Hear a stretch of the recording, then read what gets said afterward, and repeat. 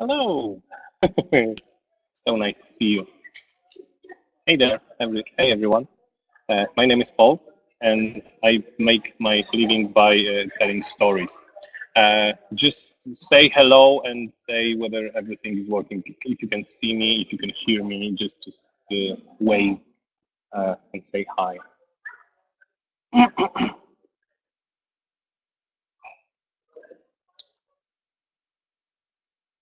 Hey there. Hey Suzanne. Hey David.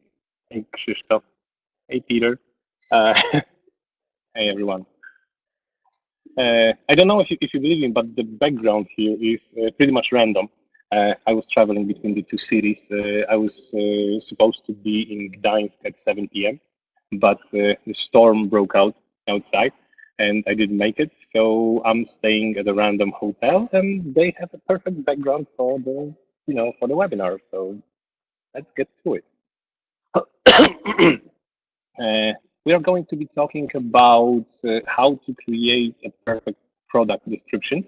Uh, what is the perfect product description? Let's start with that. The perfect product description allows you to charge a higher price.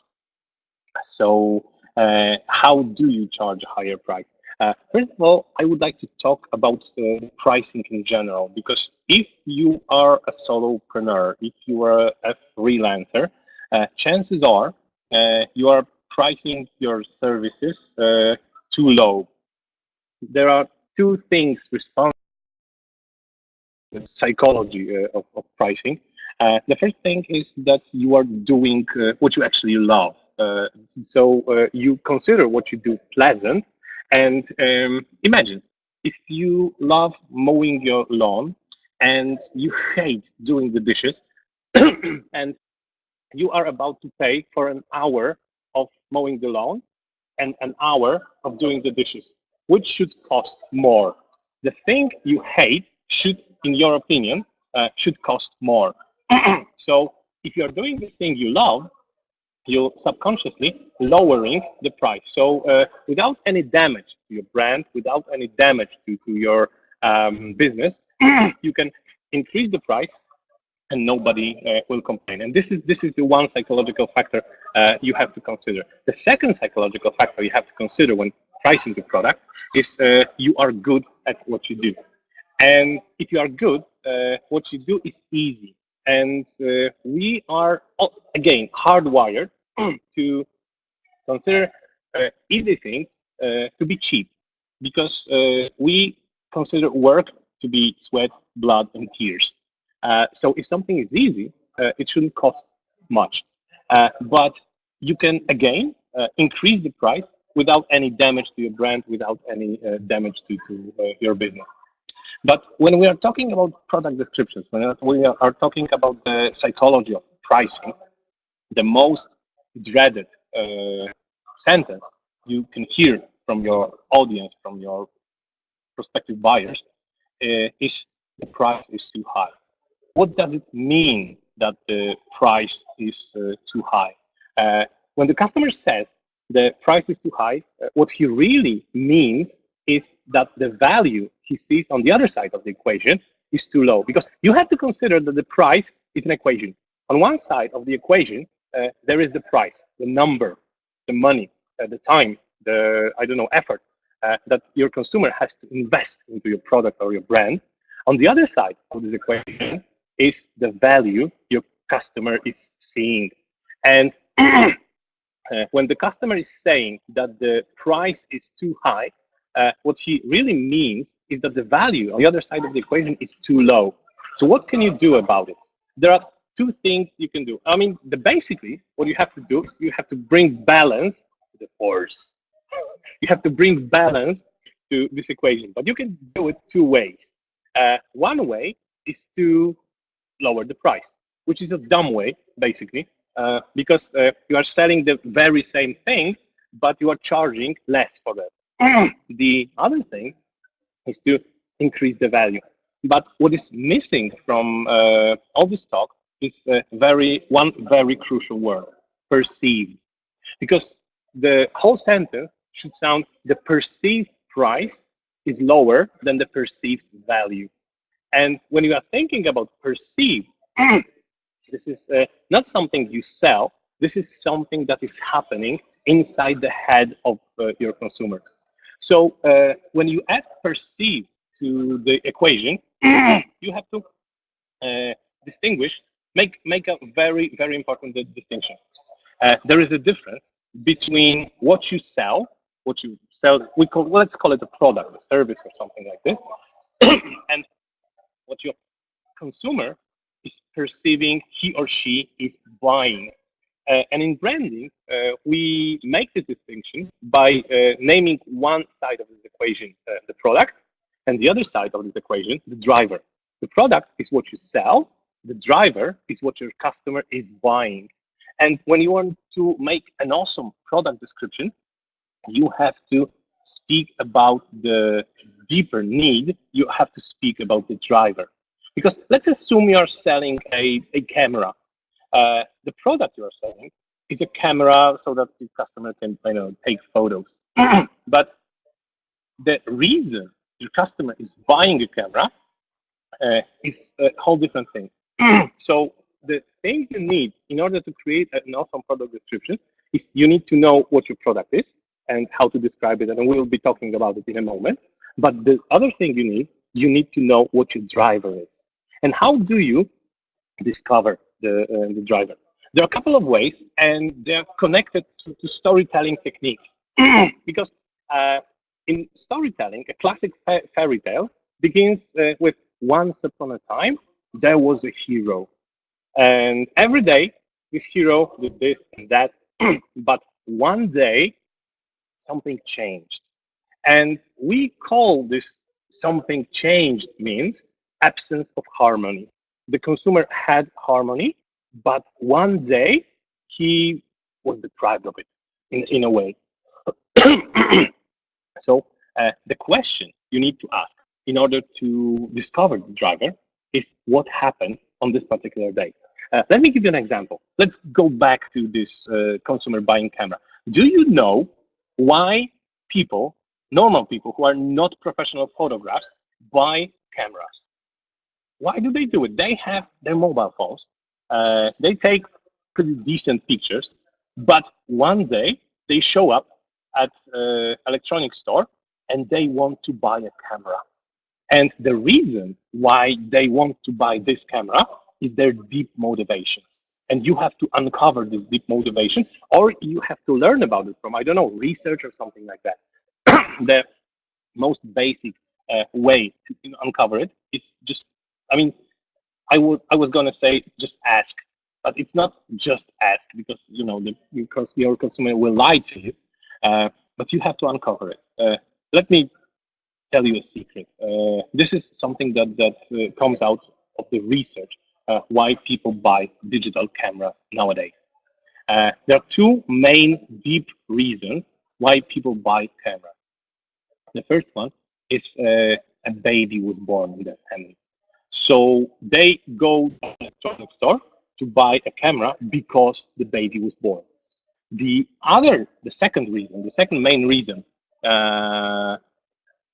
why people buy digital cameras is they are going on a journey, a dream journey, and they think that their mobile phones are not worthy of capturing the memories from this journey.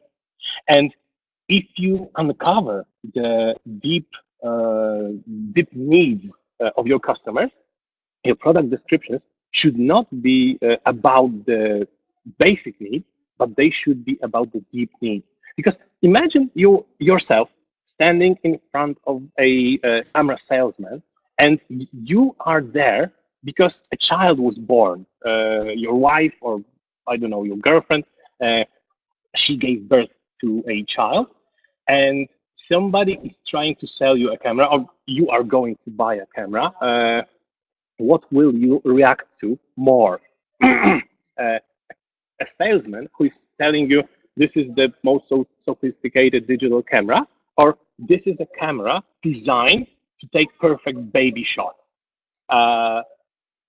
This is a lens designed to take perfect baby shots. So the more you are talking about the deep reasoning behind your customer, the more awesome your product description is. And how do you undercover? How do you discover this product description? The first question you need to ask is, why did you come to us today?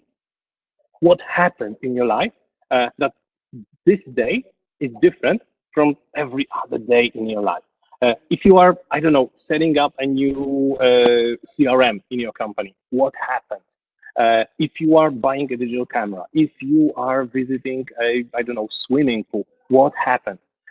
If you know what's on this particular day, what happened, then you will know the motivation in your customers' mind. But these deep motivation have two more layers. One layer is called aspirations.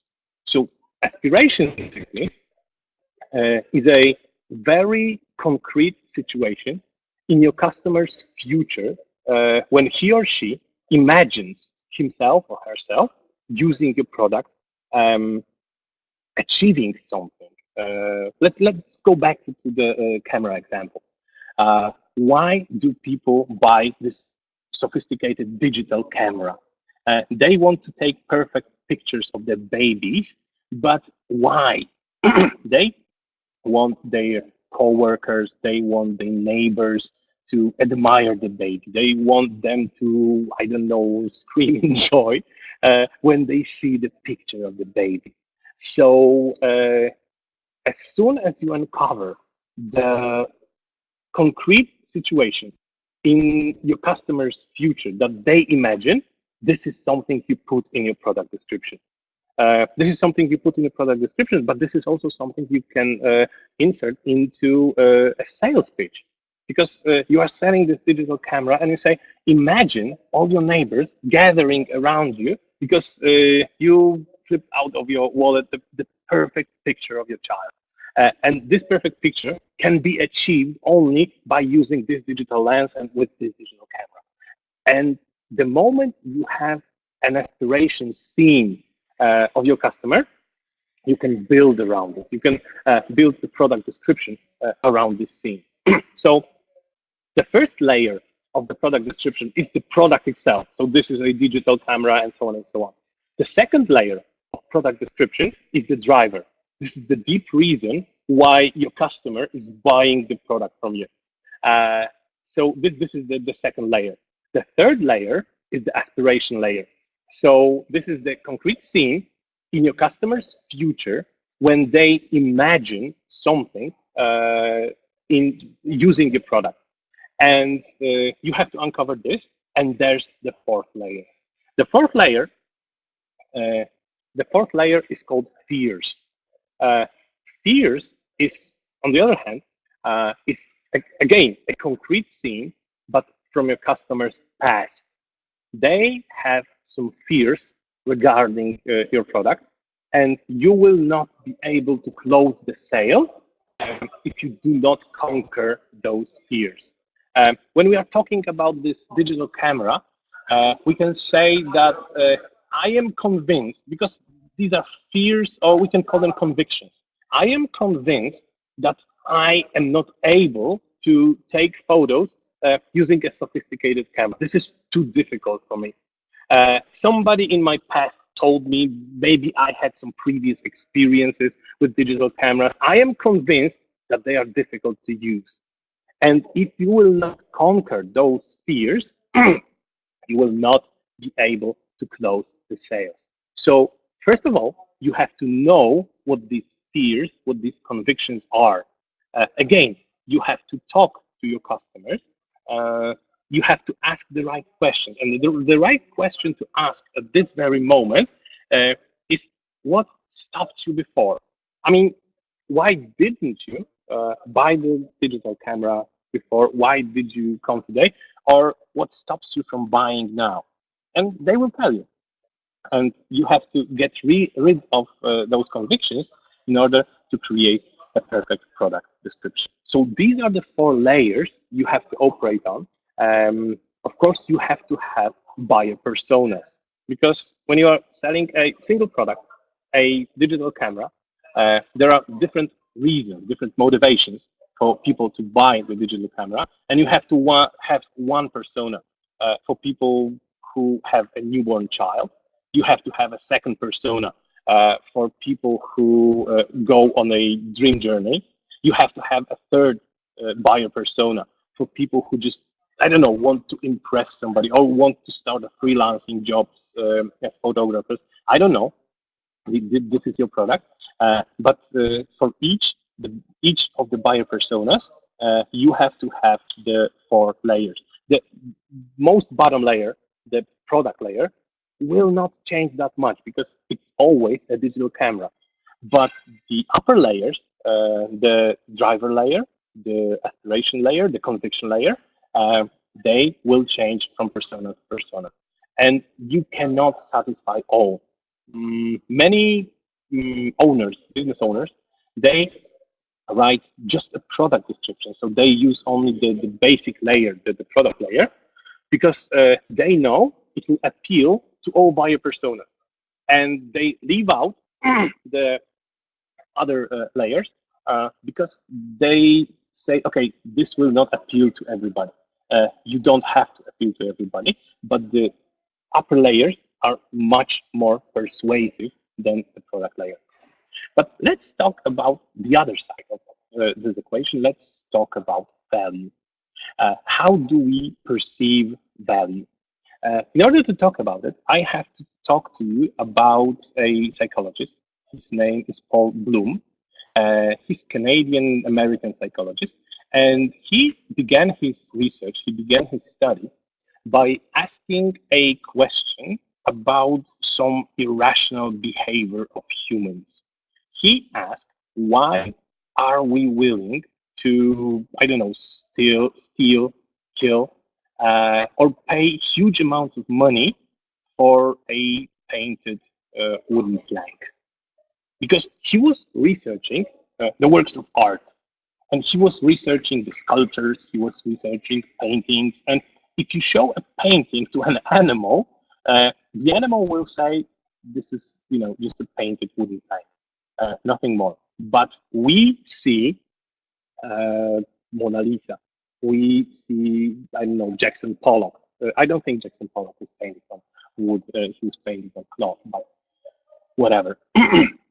And we are willing to pay big bucks for this very painted wooden plank. But it gets worse. On the side of this wooden plank is another wooden plank, which looks exactly the same because it's a copy. It looks the same, and you cannot tell the difference. You cannot tell one from the other.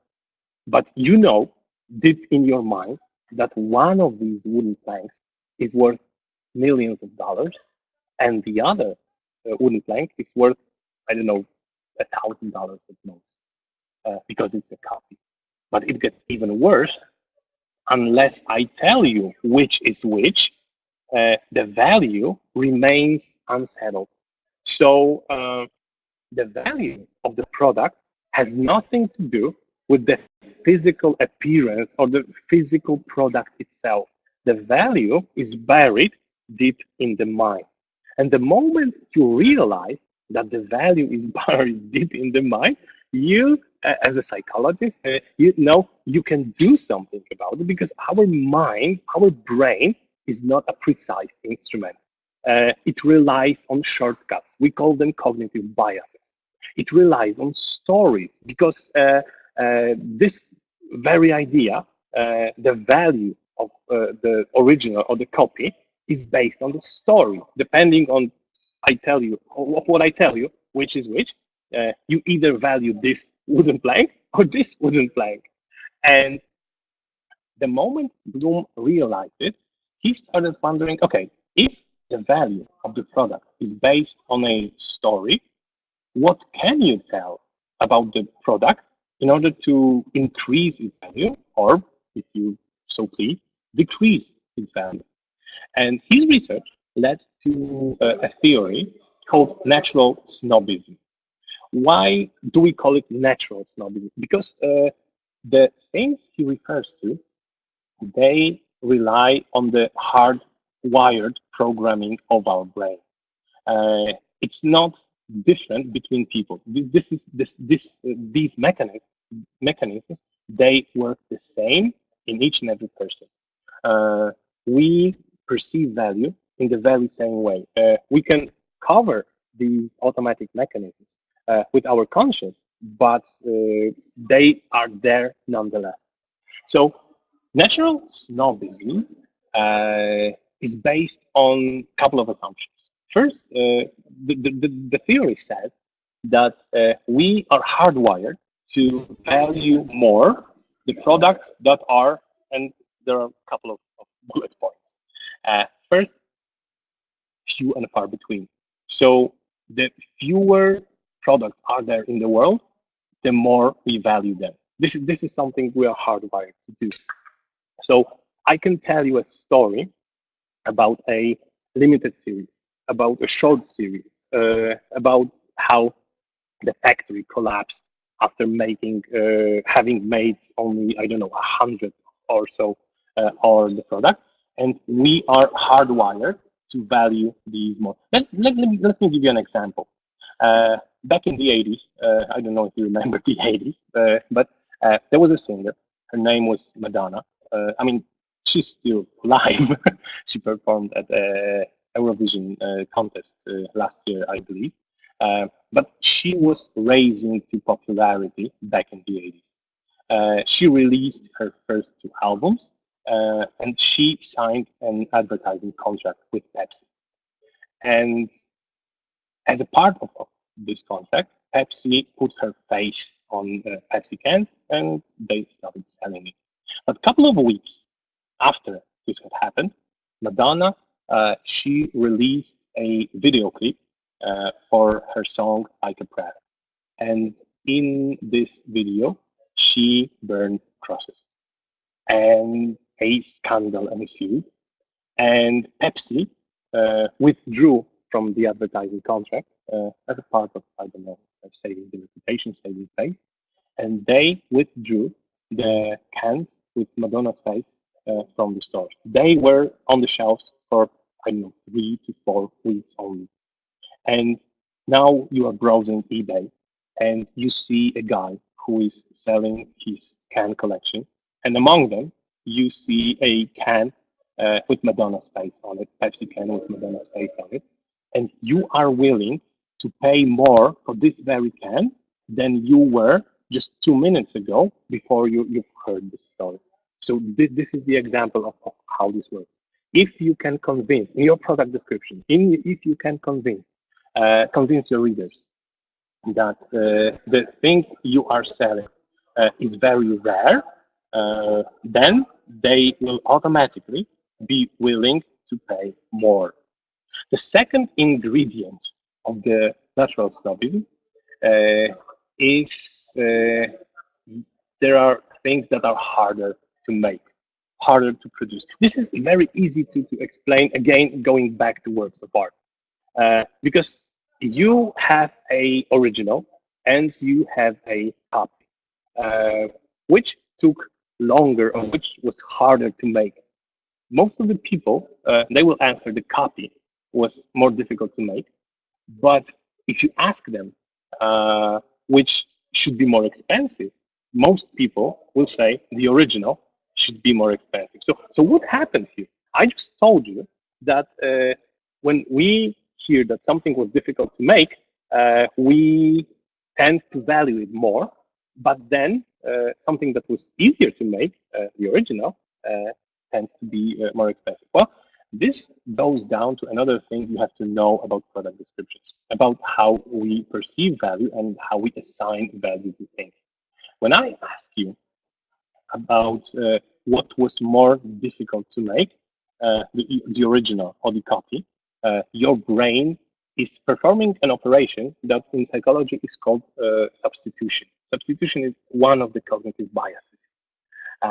Substitution is finding the measurement units, the quality units to assign to a question.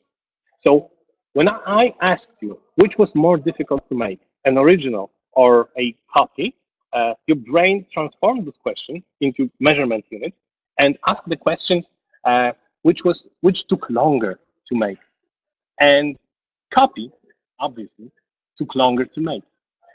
But when I ask you which should be more expensive, your brain is performing the very same operation, but has encountered a different measurement unit because which was more difficult to make, which took longer to make. The measurement units are, hours of labor. Labor is the measurement unit. But when I ask you about which should be more expensive, you ignore the labor altogether and you focus on creative energy. This is what Bloom calls it, creative energy. And the original took more creative energy and less labor, less work. The copy took less creative energy, but more labor, more work. In comparison between these two, creative energy is always more expensive. So what does it mean for your product descriptions? The more you are able to convince your readers, your buyers, your users that what you do is a work of art instead of just plain labor, the more they are willing to pay. So who is good at this? Apple. Apple is selling the most expensive phones and the most expensive computers on the planet, and people willingly pay for them. Why? Well, what I'm about to explain to you is only part of Apple's huge marketing machine. But in addition to creating traditional advertising, Apple is making pseudo documentaries for their fans, in which Sir Jonathan Ive, their product designer, the lead product designer, VP of product design, with his wonderful British accent, is explaining how they spent 4 months adjusting the blade on a fan in order for it to generate the least amount of noise. And you look at your HP or at your Lenovo computer, and you think to yourself, all right, little Chinese hands, they took the fan from the box and they put it in place. And that was the whole thinking put into this computer. In case of Apple, they're still made in Taiwan, so they're not made in the USA. So they are still taking the fan and put it on the place. But this is no ordinary fan. They spent 4 months designing it, so this is the work of art. And let me tell you about another cognitive bias that turns on right now. In psychology, it's called the halo effect. The halo effect basically means that if you know one thing about one object, it expands to all the things you know about the object.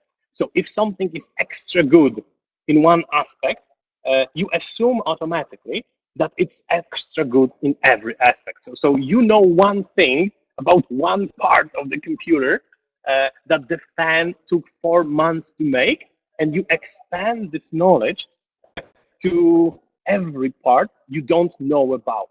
So when you are creating a product description, you should pay attention to the little details that just trigger the halo effect like that.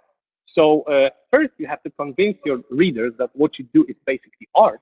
But second, you have to trigger the halo effect in your product description. So this is the second ingredient of the natural snobbism. The third ingredient is uniqueness. The products, they have to be somewhat unique. And how do you achieve this uniqueness? This goes back to storytelling. In storytelling, we value very much the creative epiphany, the lightning striking you from above when you get this idea. Something that is worth remembering. And if you put in your product description, the description of, for example, how you came up with the idea. The most common way of coming up with ideas is through mundane trials and errors.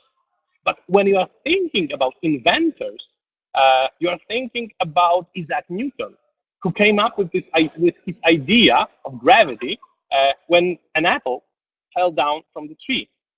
You are thinking about Archimedes, who came up with the idea in a bathtub. So these are not typical examples of inventions, but this is what we think about inventions. And if you can come up with a piece of a story in your product description, how you came with the idea, then you will be able to charge more. So these are the three ingredients of the natural snobbism. It was difficult to make. There's few of them in the world, and they are somehow unique. And if you put these into your product descriptions, the value rises. But I will give you another tool for increasing the perceived, remember, perceived value of the product. I'm saying perceived value of the product because we are not changing anything about the product itself. We are just changing the story. We are changing the reality behind the product. And the second tool I'm going to give to you is called in psychology, it's called magical thinking. Magical thinking is assigning values or properties to things that they do not possess, none whatsoever, based on, well, a couple of ideas. The first, physical proximity. We are hardwired to believe that items, they spread their properties to one another, but there's a catch. The items that you put next to one another, so they are in close proximity, they cannot be from the same category. Because if you put next to one another Ford Edsel and Bentley, there's a chance that Ford Edsel will not, I don't know, gain much from standing next to Bentley. But if you are saying selling garage doors, and you want your customers to be convinced that these garage doors are expensive and high quality, you put Bentley next to the garage doors, and it increases the value of the door. Because when you put Ford Edsel next to the garage door, it will actually decrease the value of the garage door. So this is the physical proximity. We believe that being in close proximity to somebody famous, that your product or service being in close proximity to somebody famous, will somehow, I don't know, contain also the properties of the famous person. So this is the first ingredient of the magical thinking, physical proximity. The second thing is physical similarity. We believe, this is a very easy to explain. A blue car is slower than a red car, true or false? Most people say that even whether they don't know what kind of car we're talking about, they will say that a red car is always faster than a blue car. And this is because we associate red with speed, with something warm, and we associate blue with something cold, because we see the blue sky, we see the blue water, we see the calm water, and so on and so on. A woman wearing a red dress is more attractive than a woman wearing a blue dress, true or false? Again, most people will agree that a red dress is more attractive, more sexy, call it what you want. So when you are describing the product, you can draw attention of your customers to the particulars that are similar to something they know. And the third ingredient of the magical thinking is called point of origin. Point of origin means that we associate point of origin, something where the item was constructed, where somebody was born, and so on and so on, with certain characteristics. So if you have German shoes, they will not be pretty, but they will be durable. If you have Italian shoes, on the other hand, they, in the common perception, will not be durable, but they will be pretty. So if you are describing, I don't know, a perfume, you can draw attention of your customers that the lab that this perfume was designed in is in France. If you're selling drugs, like prescription drugs, you can draw attention to the lab being in Switzerland. If you are selling, I don't know, vodka, you can say that this vodka comes from Russia or from Poland because they are famous for vodka, and so on and so on. So all these are elements of your product that will increase the value. Uh, and the last thing I want to talk about is something called transfer of authority. Uh, this is pretty much connected to the physical proximity that we've already talked about in magical thinking. But when you want somebody to trust your product, you have to transfer authority, especially if you are a new brand and your products are not very well known, and so on and so on. So you have to transfer authority from either a badge.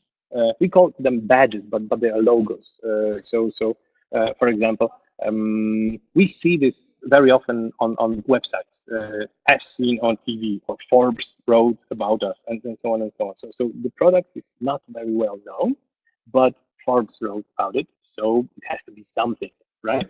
Beyonce looked at it, so it has to be something. So the second part of the transfer of authority is people. You have to transfer from people.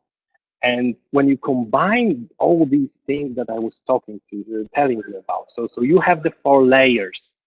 You have the product layer, you have the driver layer, you have the aspiration layer, and then you have the fears layer or assumptions layer. Then you can increase the perceived value using the natural snobbism, or you can increase the perceived value using the magical thinking, and then you can transfer authority. And when you combine all these together, the perceived value of the product rises, even though you didn't do anything to the product itself. So this is something I wanted to tell you about. Somebody asked whether there will be a Q&A session. Yes, there will be, because we're like 40 minutes into the webinar and we have like 20 minutes left for questions to be answered. Suzanne asked, how can I use drivers if my competitor sells the same product? Wouldn't it be weird? It wouldn't be weird at all, because let's go back to the camera examples. People buy cameras, and there are multiple manufacturers of cameras in the world, and believe me, they all have the same buyer personas because people buy cameras from the very same reasons. I mean, of course, you have to differentiate yourself, but if you don't talk to the buyer persona, if you don't talk to the deep motivation of your customer, then you will have trouble. So what else can you talk about? If you have the research, you can pick a different audience, you can pick a different group. So maybe perhaps your competitor is selling the very same thing but to a different persona, and you are selling to a different persona, but you have to differentiate yourself. Yeah. Philip asks how to create an awesome product USP. USP stands for unique selling proposition, and unique selling proposition is, I would dare to say, it's pretty much outdated concept because it originated back in the 60s of the 20th century, when you could differentiate by product. But right now, you cannot differentiate in the product layer, so you have to differentiate in the driver layer or in the layers above, because the products are the same. If I have, I don't know, a mobile phone, if I have a digital camera, if I have a chair or I don't know, a table, they perform the same functions. They are not the only chairs or the table manufacturers in the world. So you can no longer differentiate or create USP using the product layer. You have to come up with the product inside, the deeper layer, So you have to dig deep in the driver. Do you recommend any tool for creating automatic product distribution, or better to create them out yourself each time? No, John, there's no way to automatically create a product description. I mean, I understand the pain. You have a e-commerce and you have like a couple of thousand products to create.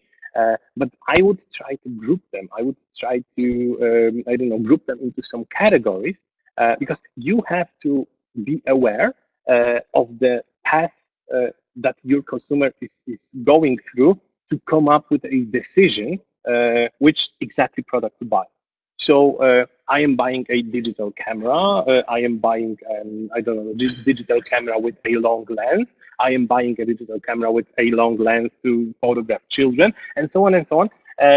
And you can write, well, by hand, a description for each category, and then you can just go down to a product descriptions in each for each item in the category.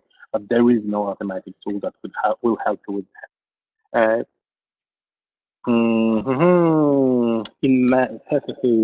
Interesting point. Let's. Any other questions? Will there be extra time to read? But I'm sorry, but the letters are so small. Joanna, can you do something to make the letters bigger? Do you have any books, websites, or any sources of what you presented? This is so exciting. Okay. First of all, I would very much recommend that you read Paul Bloom's book, because most of the things I was telling you about comes from Paul Bloom's research. His book is called How Pleasure Works. I mean, he wrote a couple of books on the morality of babies, even, but the marketing topics are in the book How Pleasure Works. So Paul Bloom and How Pleasure Works. If you want to write persuasive texts, I would also very much recommend that you read Robert Cialdini's Influence. What else is there? Daniel Kahneman. Daniel Kahneman won a Nobel Prize in 2002 for in economy. He's a behavioral psychologist, but he won a Nobel Prize in economy for the decision-making process. He wrote a book called Thinking Fast and Slow. I have to warn you, this is not an easy book to read. Kahneman browses through 40 years of behavioral psychology, how decisions are made, but it's worth reading. And if you want to know more about irrationality in our behavior, there's this great guy called Dan Ariely. He wrote a series of books, but I would start with Predictably Irrational. So this is the book I would recommend. Is it worth using the language of benefits, value proposition with cheap products? Well, it pretty much depends on what you are selling and who you are selling it to. But yes, when it comes to cheap products or everyday products that are very easily replaceable, people basically seek the value proposition. And so, yes, to language of benefits is a very good idea. But if you want to get more sophisticated with your descriptions, I would recommend using my method as well. I mean, you can just inject a couple of sentences from the driver or from the aspirations, and you will be able to differentiate yourself from the competition. Can you repeat or write the Nobel Prize winner? Yeah, this is a very difficult name. Let me just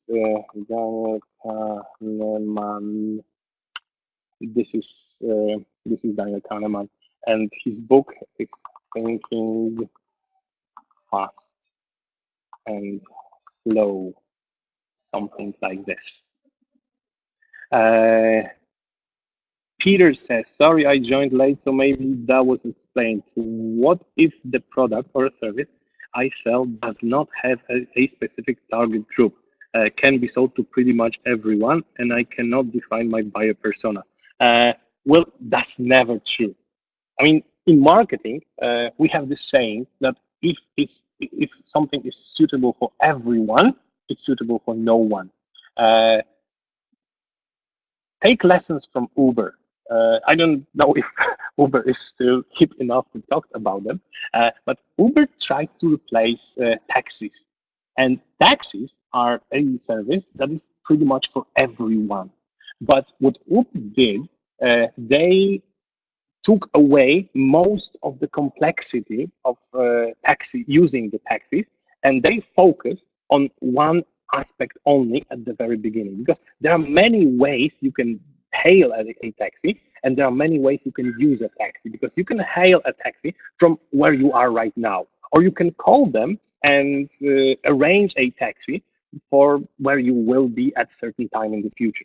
You can pay for the taxi using cash, or you can pay for the taxi using a credit card. But Uber got rid of all of it, and they started a service for people who are needing a taxi right now to where they are right now, and they are willing to pay only using a credit card. They added more functions later, but when you want to differentiate yourself, you have to start from a single buyer persona. You have to be very extremely good at doing one thing, and not, I don't know, average good at doing many things. So this is what I would suggest you do. And I think that's it. There are no more questions. No more questions as I can see. If you have any more questions, just write me. I will write my email address, paul@paulskah.com. So if there's anything more you need to know, just write me and I will be very happy to answer your questions. And if there are no more questions, just thank you very much. Thank you for being here with me in these unusual circumstances. The storm is over, so I think I can be on my way. Thank you.